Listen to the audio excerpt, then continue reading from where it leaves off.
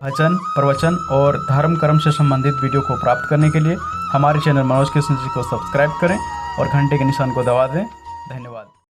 आप सभी को मनोज कृष्ण जी का सादर प्रणाम, नमस्कार। आपका हमारे चैनल में हार्दिक स्वागत है।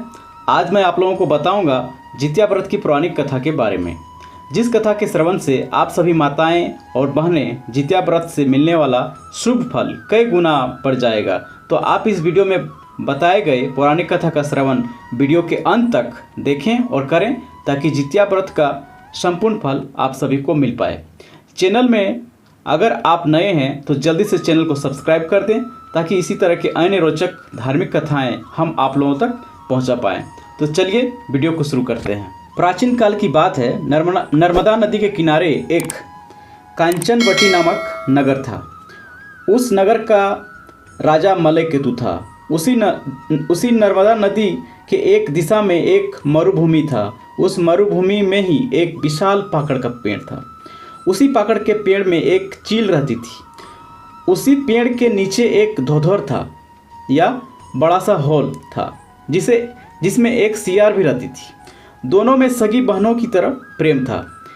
एक समय की बात है, जब उस नगर की कुछ महिलाएं नदी में स्नान करने आती है और नदी के घाट पर वो कुछ पूजा पाठ भी कर रही होती है। तभी उन महिलाओं के ऊपर उस चील की नज़र पड़ती है। तो चील सियार से कहती है कि आखिर आज नगर की सारी महिलाएं एक साथ स्नान करने क्यों आई हैं।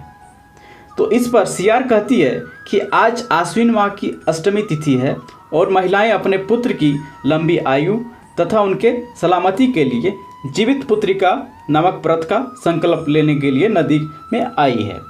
इस बात को सुनकर चील कहती है, तो क्या हम भी यह व्रत रख सकते हैं? सियार ने कहा, क्यों नहीं। तब चील ने कहा, ठीक है, फिर आज हम दोनों भी इस व्रत का संकल्प लेते हैं। और फिर उन दोनों ने जीमूत वाहन की पूजा निर्जला व्रत रख कर किया। परंतु उसी रात एक अप्रिय घटना घटती है और उस नगर के सबसे धनी व्यापारी की मृत्यु हो जाती है। तो उसका दाह संस्कार, तो उस धनी व्यक्ति का, उस व्यापारी का दाह संस्कार के लिए उस मरुभूमि के पास लाया जाता है। दाह संस्कार शुरू होते ही तेज बारिश शुरू हो जाती है और लोग उस अधजले शव को छोड़कर घर चले जाते हैं। यह सब उस धोधर में बैठी सियार देख रही थी। उपवास के कारण पहले से ही वह भूखी ही थी और यह सब देखने के बाद उसका भूख और तेज हो गया। उसने चील से व्रत तोड़ने को कहा, तो चील ने कहा, मैं अभी नहीं व्रत तोड़ूंगी, कल सुबह सूर्योदय के बाद ही मैं पारण करने के बाद व्रत तोड़ूंगी।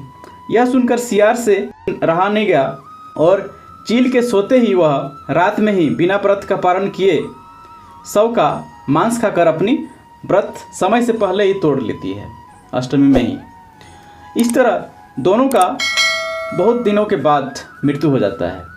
वे दोनों एक ही ब्राह्मण परिवार में सगी बहन बनकर जन्म लेती हैं।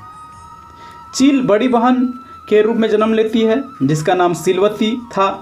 वहीं सियार छोटी बहन बनकर जन्म लेती है, जिसका नाम कर्पूरावती था। बड़ी बहन का विवाह उस राज्य के मंत्री के साथ होता है। वहीं छोटी बहन का विवाह, कर्पूरावती का विवाह, जो सियार है, उसका विवाह राज्य के राजा मलयकेतु के साथ होता है।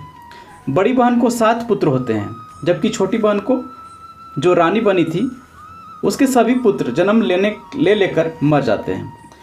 इससे ईर्ष्या होकर राजा की सहमति से उसने बड़ी बहन के 7 पुत्र का सिर काटकर 7 थाले में अपने बड़ी बहन सिलवती के पास भेज देती है।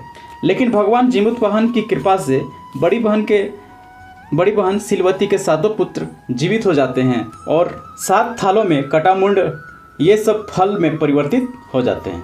यह देखकर कर्पूरावती से रहा नहीं जाता है और वह अपने बड़ी बहन से जाकर सारी कथा बताती है। तो इस पर सिलवती उसे मरुभूमि के पास ले जाती है और अपने पूर्व जन्म की कथा बताती है कि पिछले जन्म में मैं चील और तुम सियार थी।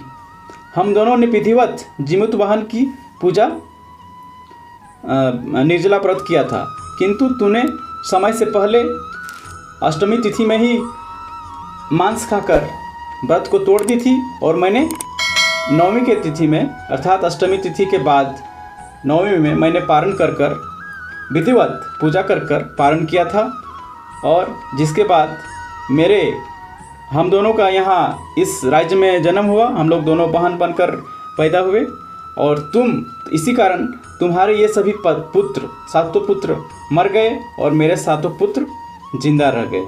यह भगवान जीवित वाहन की कृपा है।